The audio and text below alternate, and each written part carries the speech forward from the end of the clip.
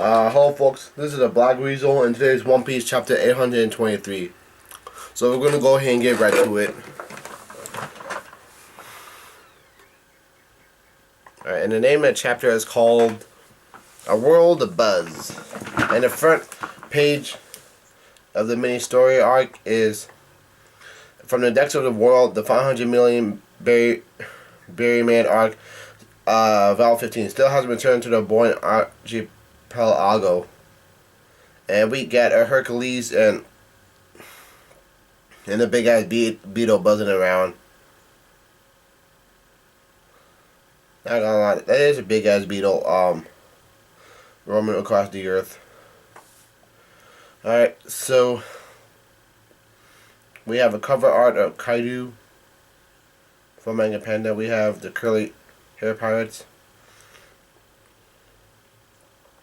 And then the scene changes towards the scene goes back towards the Sand Kingdom, the Sand Country, the Kingdom Alabasta. Somebody yells out, "Take care!" And we see the Alabasta ship and the marine ship that says Hina on it. And the people of Alabasta are yelling out, "Your Majesty, Princess Vivi." And we have Toga.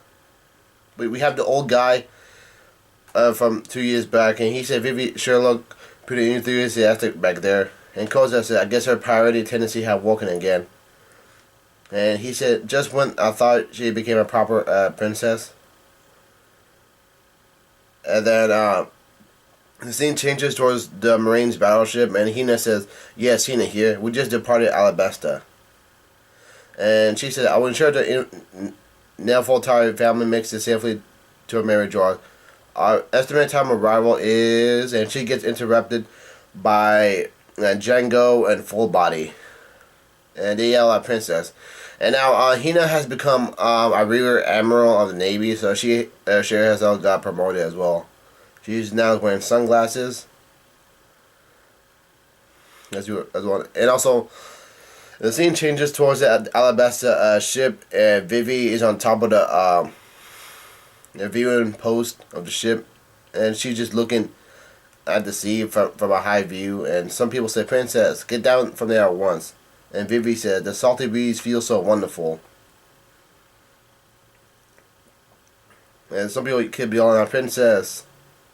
And there was a news coup. And Jaeger Ram says, "What will you do if a monster flies by and kidnaps you? Or if you're in a sniper sight? Or if a meteor strikes?" And then Pell, and here goes Pell after being shot out of the sky. To blown up by the crocodile's bomb, and he still managed to survive. Vivi said, Pell says, "You worry far too much. The princess has plenty of experience being a pirate." And Ingram says, "Shh." And the scene changes towards Ingram says, "Have you lost your mind, Pell? There's a Marine officer right there." And that guy is... And there's a guy coughing. And Chaka says, "Do not overexert yourself, Your Majesty. If you're not feeling up to it, say the word. We can hit back at any time." And Corporal says, "No, I'm fine." And Corporal says, "Ever since the day I met Nico Robin, there's been something I want to ask the world government." And there's a flashback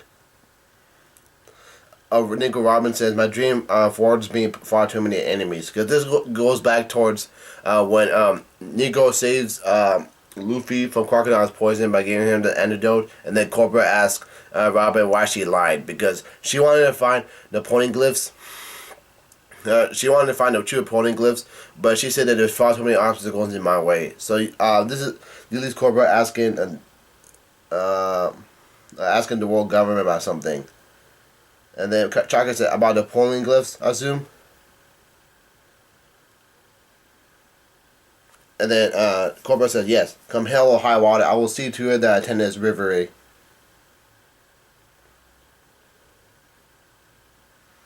And then Cobra says, "If I get the chance, I would like to learn all those years. What in the world did the king of the Nefertari clan do to the world?" And the scene changes towards Ingram crying. He said, careful, He starts coughing. And somebody says, "Come on now, don't be such a worry wart." That's what Vivi says. And Nigaram says, "Ah, you'll be the death of me, princess." And Vivi says, Father, how are you feeling?" And then Cobra says, I feel better. I don't know how much longer I have left. If only my daughter would quickly chose me a son-in-law." That's funny. I said, Vivi doesn't have a boyfriend yet. That's cute. And then Cobra said, "We got piles of students' photos in the palace." And then Vivi says, there you go, using your illness as an excuse again. That's not fair." And Vivi said, "Fufu, you may as well throw them all out." And he starts smiling when he said, "We got piles and piles of students photos in the palace." That's funny. And the scene changes towards the East Blue Look town. And somebody says, "Congratulations on your recent coronation, Your Majesty. Our hotel is built to serve only those royals."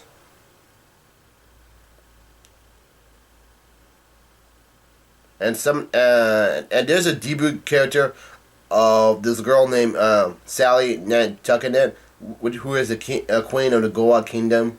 And that's a kingdom where it set fire to their trash on purpose.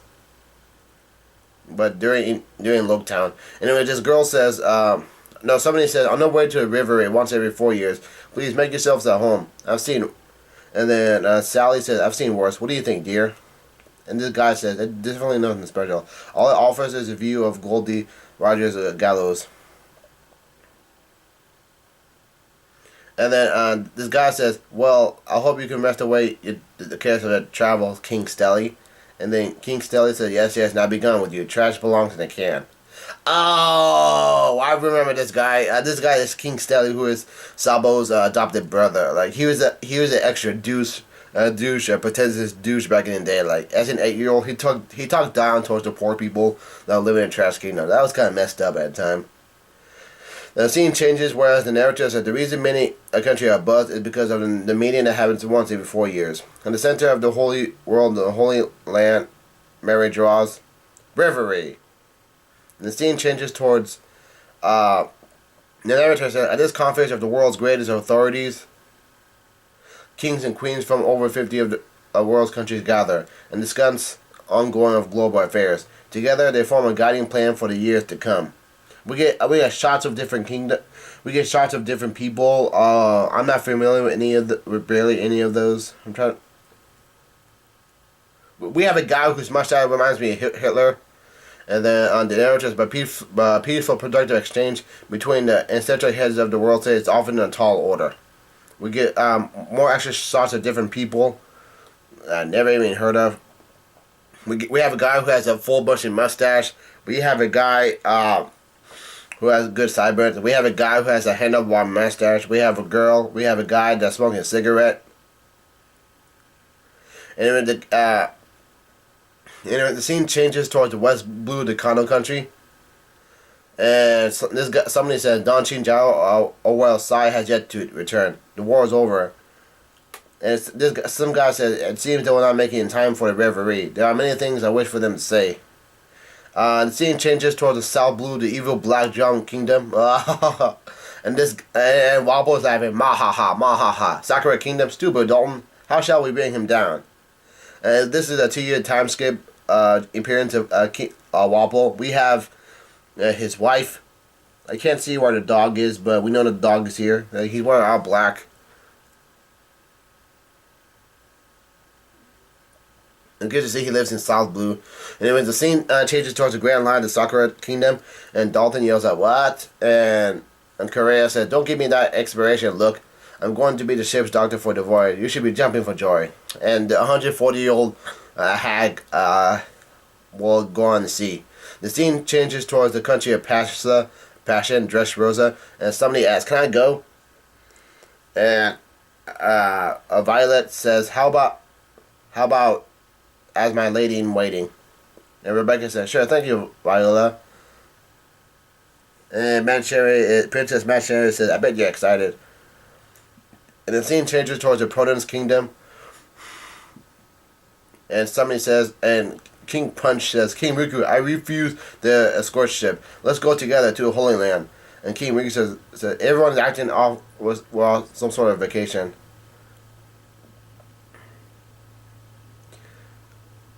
And King Punch says, and what's wrong with that? This is for all intents and purposes a festival.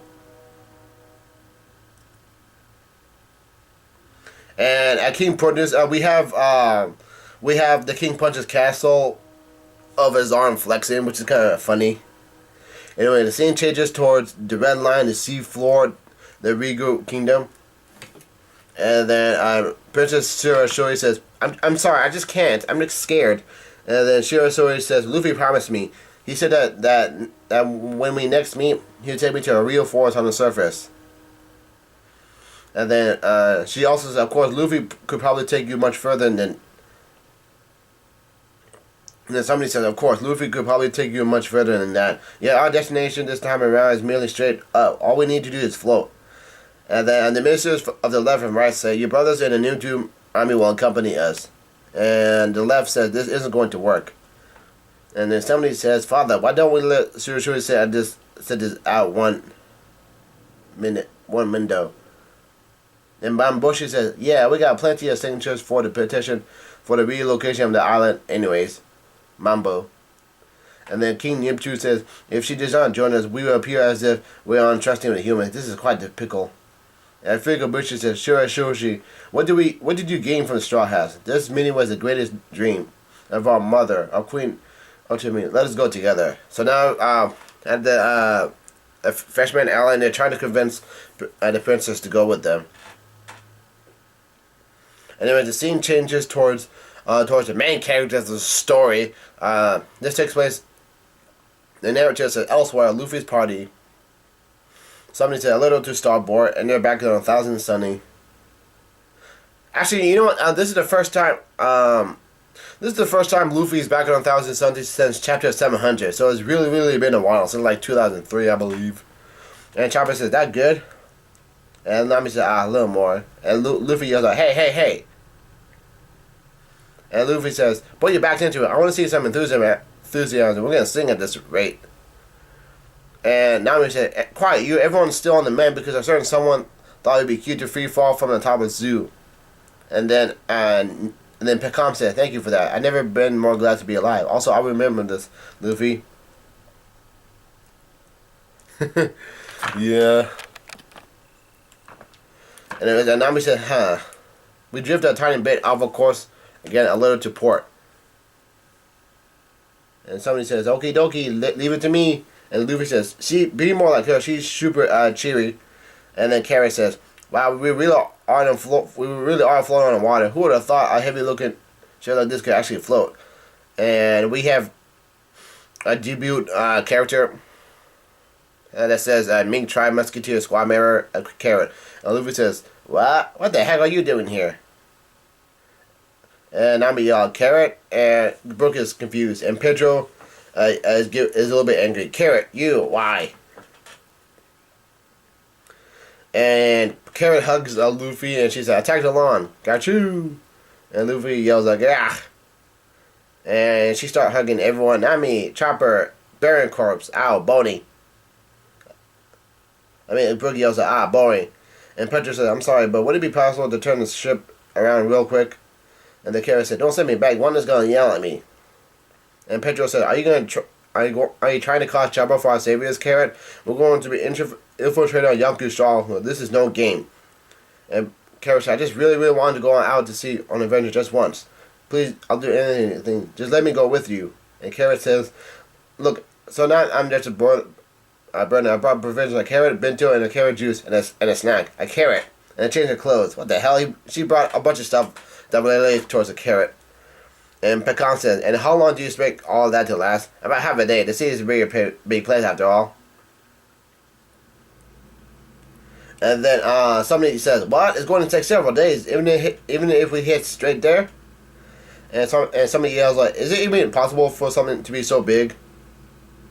And Carrot yells out, "The sea truly is a wonderland." And then Pecan says, "Well, it's actually not land at all." And Carrot said, "This is going to be my first official sleepover." And Luffy says, it's fine if she comes along. She was already here and all. You can take care of yourself, right?" And Carrot says, "Yes, nothing. I'll be fine." And she gets angry. Luffy for eating her carrot. And she yells out, "Who said you could eat my carrot?"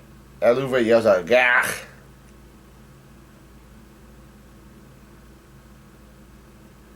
And Carrot starts biting Luffy's neck, and he yells at, "My throat, my throat." And Nami yells out, "Luffy, pat her on her head."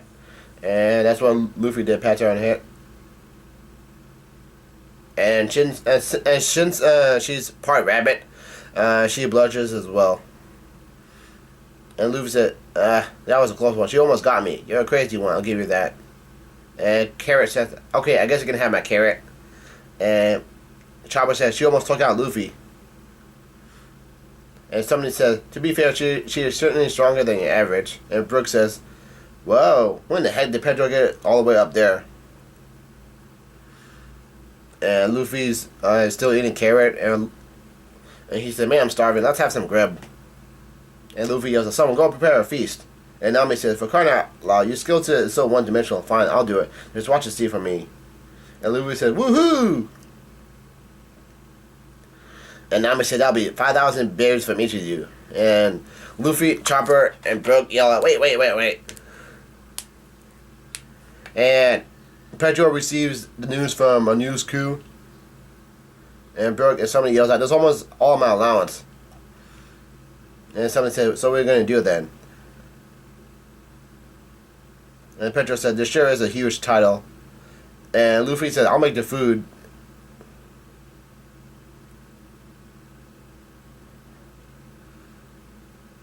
Luffy says, "I'll make the food," and everyone is surprised.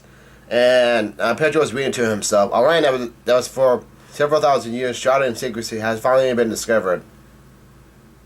The headquarters of the Revolution Army, Baltico, already in ruins. What the hell?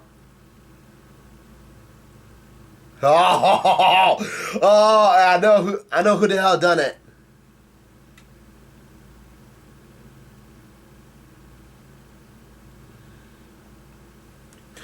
Because according to the newspapers, I'm looking straight up, and we have. And for the record, how do I explain this? The Baltico is already in ruins. We get face shots of Dragon. We get Sabo. We have a small guy where I can't see, but at the lower left we see Blackbeard. Oh my God, this is a badass chapter.